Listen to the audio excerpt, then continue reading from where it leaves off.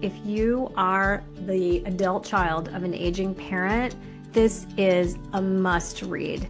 It is so helpful for contextualizing this conversation of safety versus or safety integrated with autonomy and independence. And I think it can help us all do a better job of supporting our aging parents. Welcome to Home After 50. I'm Julie Ford, and this is a show about reimagining what life can look like in this next chapter. Here we explore home, family, reinvention, and the evolving ways that women after 50 are shaping lives that are meaningful, grounded, and true. I'm so glad you're here. Welcome back to Home After 50. This week, I want to talk with you about something that I'm not sure I've really spent much time at all talking about on the podcast, and that is this issue of the independence and decision-making abilities of our aging parents, and more specifically, respecting those things.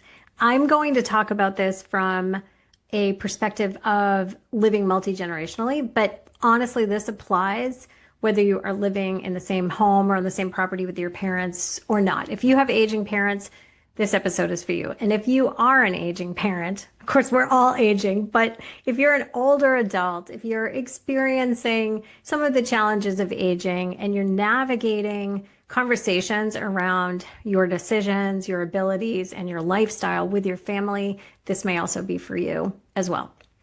So, I want to preface this conversation by saying that for the most part, I would say 99.9% of the time, I have the most incredible social media community. And what I mean by that is I am consistently impressed and pleased that the people who come into my comments, follow my content that I share on social media, and engage in conversation with me are so wise, kind, thoughtful, and emotionally intelligent. I see this over and over again in my community, and I'm so appreciative of it. However, it is social media. And so occasionally somebody comes into the comments and even if they didn't mean to, says something that is a little bit off of what I like the tone of my accounts to take. So that happened this week, and that actually sparked me thinking about this episode. But actually, I think I have to thank that person because I am going to be able to bring you some enhanced perspective on this issue of respecting our aging parents' decisions in a way that I probably wouldn't have if this person's somewhat negative comment hadn't made me go down a deeper rabbit hole around this. I'm not working from home alone today. I can hear my husband making noise in the background. I hope you cannot hear him too. So here we go. So I have been posting a few educational posts and stories on social media around respecting our parents' ability to continue to make their own decisions as they age. And specifically, I've been talking about this in the context of as long as there's not a diagnosis of dementia, Alzheimer, cognitive decline that really legitimately challenges their ability to make decisions for themselves, that we, even if we disagree, really have to respect that our parents are adults and they are perfectly capable of making their own decisions, even if we don't like those decisions.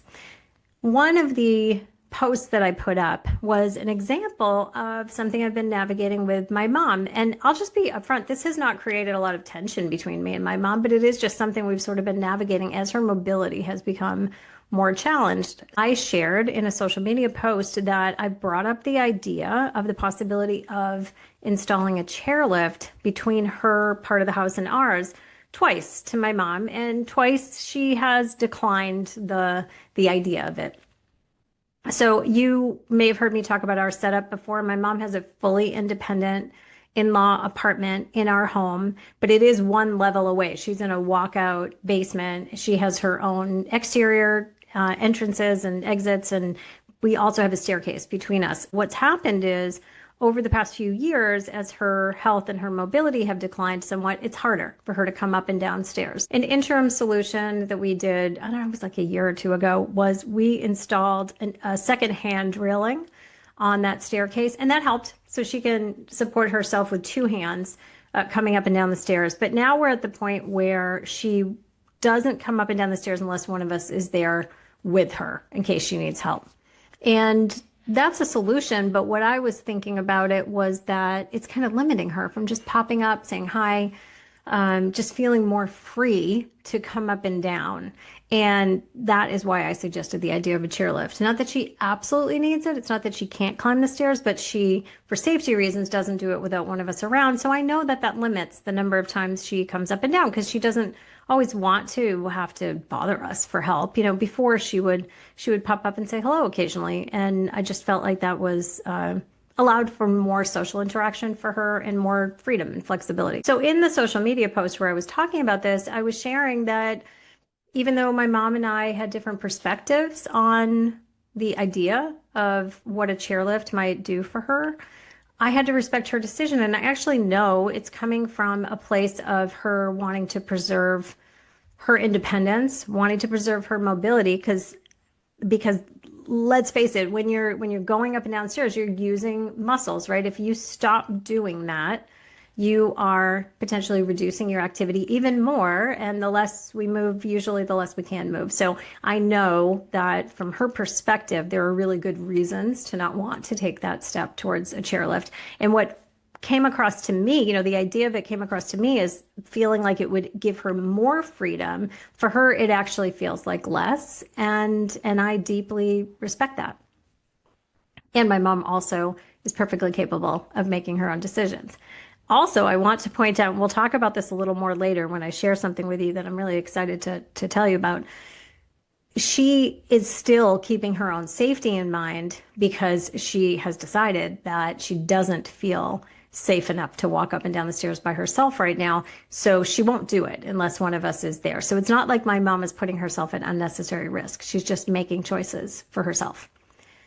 Someone came into the comments on that post and said this, and I'll just read it to you because you'll probably see when I read it why I didn't receive it very well. So this person, I'm not going to name them, said, "I don't respect the no," referring to the parents' no of a decision that they're making that the adult child doesn't agree with. "I don't respect the no because it's selfish. Your mother would rather fall. It's stupid." Well, you can imagine. I didn't receive that very well. My mom is not stupid and she would not rather fall. She's just making different choices. So I addressed that. I told her I thought it came across as unkind. I'll read my reply. So I said, "Of course my mother would not rather fall. She is not taking unnecessary chances." I said that she doesn't climb the stairs without one of us present. This is about her holding on to some hope that she may improve and also retaining an activity level that could help her retain her strength. And that's her choice. My mom is also one of the least selfish people I know. Of course, I felt I needed to defend my mom. I respect differences of opinions here and welcome thoughtful discussion, but the way you worded this comment came across as unkind. And then she replied to me and she said, I don't mean to come across as rude. I just think it's risky and not worth it. It will give her independence while she works on getting strength back and it can be removed," which, you know, that is perfectly true.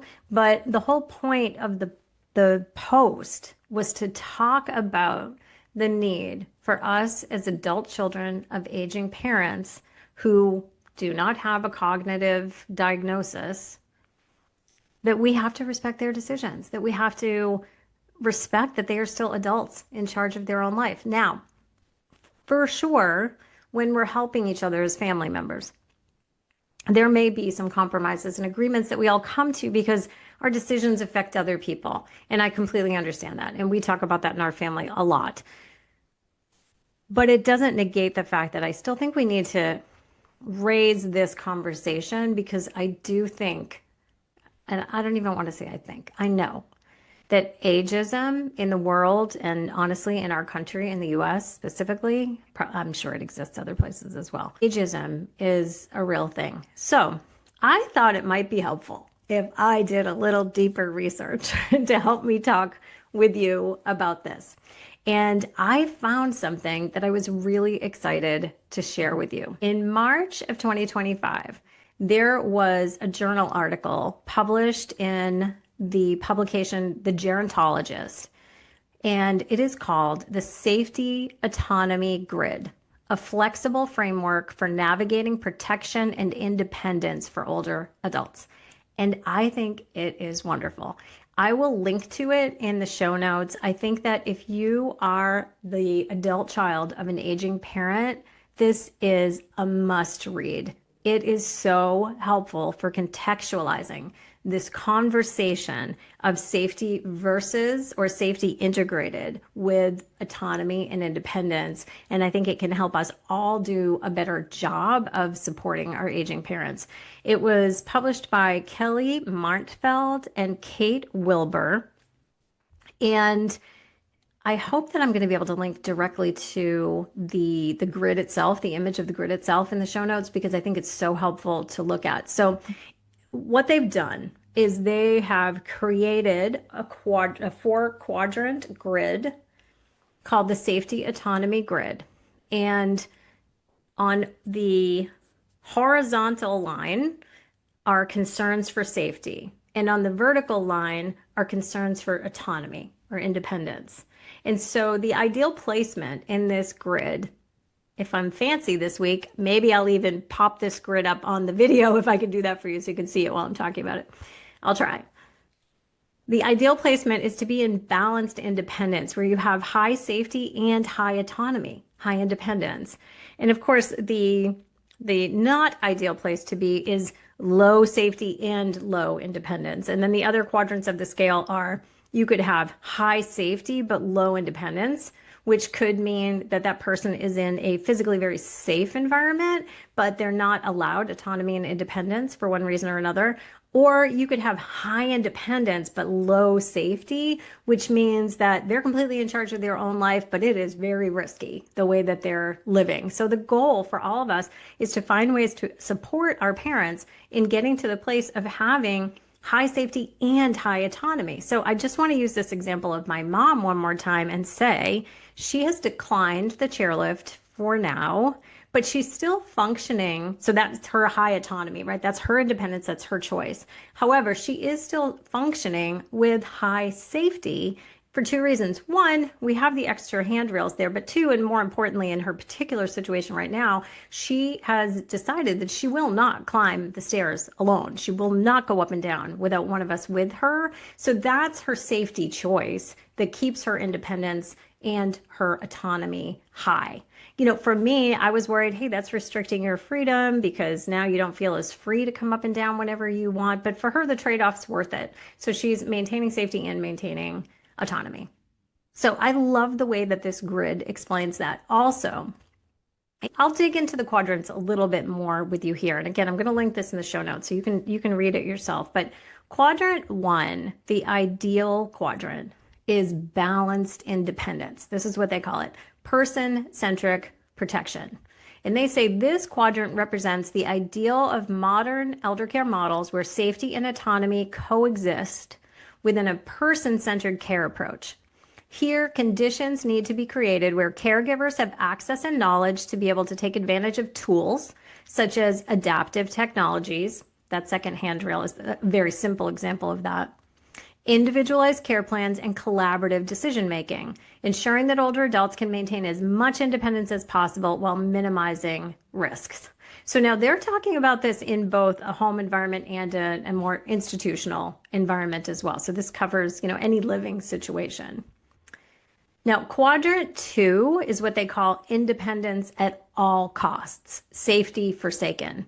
And they describe that this way. This quadrant prioritizes autonomy above all else, even when significant risks are present. Consider an older adult with moderate cognitive impairment who insists on living independently but refuses needed help. Their fierce commitment to independence can create deep emotional stress for family members and caregivers. Family history and dynamics can also make these situations undeniably challenging, and I think that is so important that they've pointed that out. Perhaps this individual has always been strong-willed, or perhaps promises were made that they could remain in their own home, making it difficult to challenge their choices. Quadrant 3 is what they call neglected independence or unconsidered care. In this quadrant, neither safety nor autonomy is prioritized. It represents scenarios where older adults are left to fend for themselves without adequate support, including situations of self-neglect and social isolation. This level of disregard for both safety and autonomy can occur in family caregiving situations, within institutional environments, and in society at large. In some situations, older adults may desire assistance but are unable to access it due to isolation or limited caregiver capacity. Additionally, self-neglect may stem from a lack of insight or fear that seeking help could lead to pressured safety interventions, such as placements in a care facility. You can certainly understand that fear.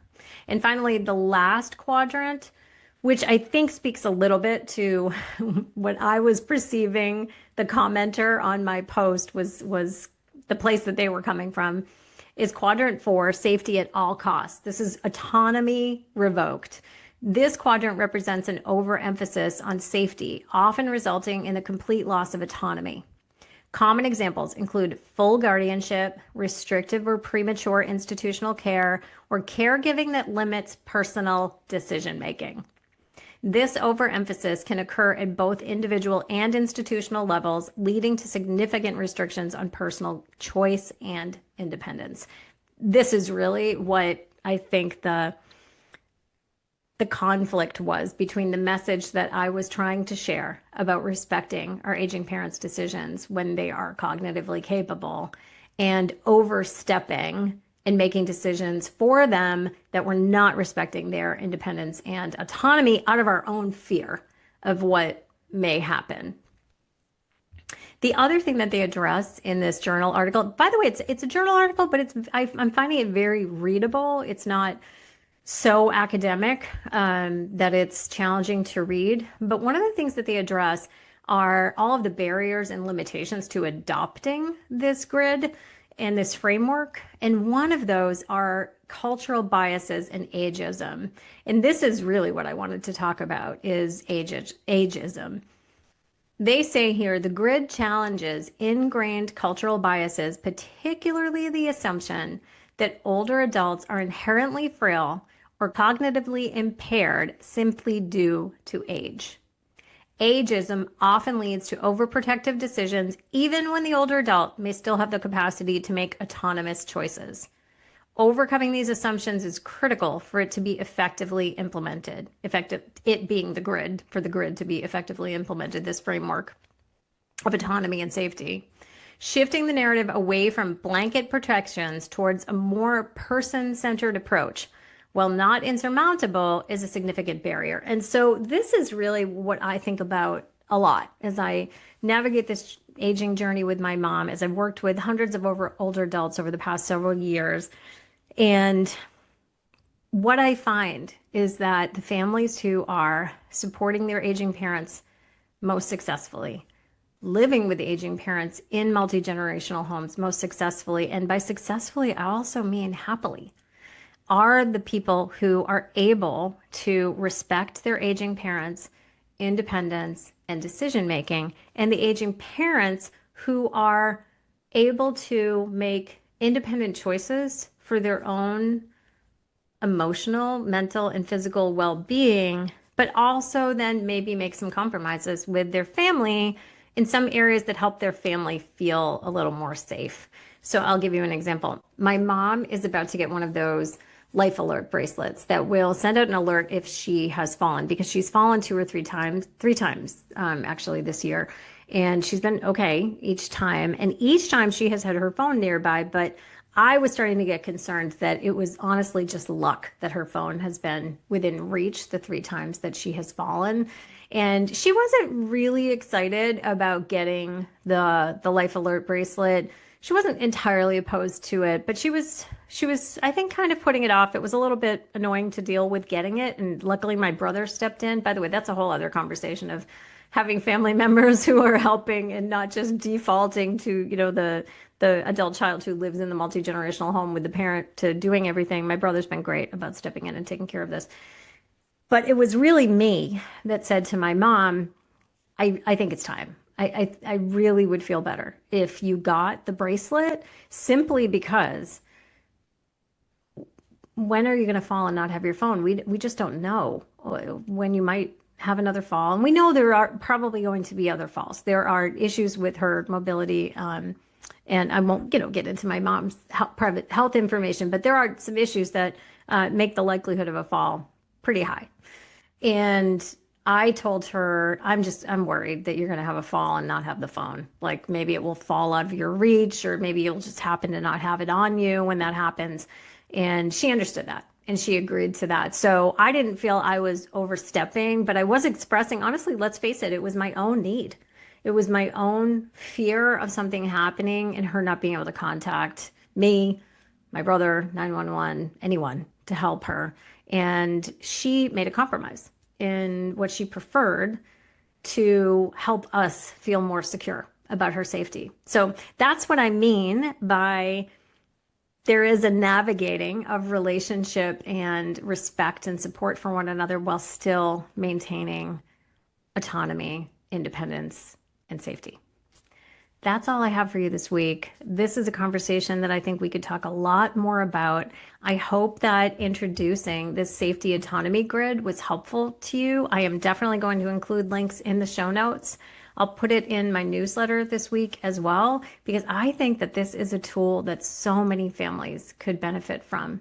So if you liked this conversation, if you'd like to hear more about it, I'd love to hear from you.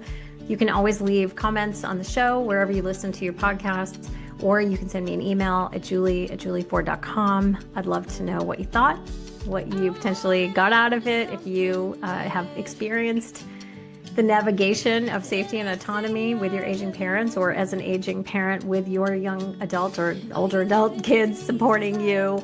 How's it going? Please let me know. I would love to know what you'd like to see more of here so I can continue to make content that feels helpful to you in your aging and multi-generational journey. Thanks so much for being here. I'll see you next time. Thanks so much for joining me for this week's episode of Home After 50. If this episode resonated with you, please make sure you're following and subscribing so you never miss a thing. And you can find more resources at my website, julieford.com. See you next time.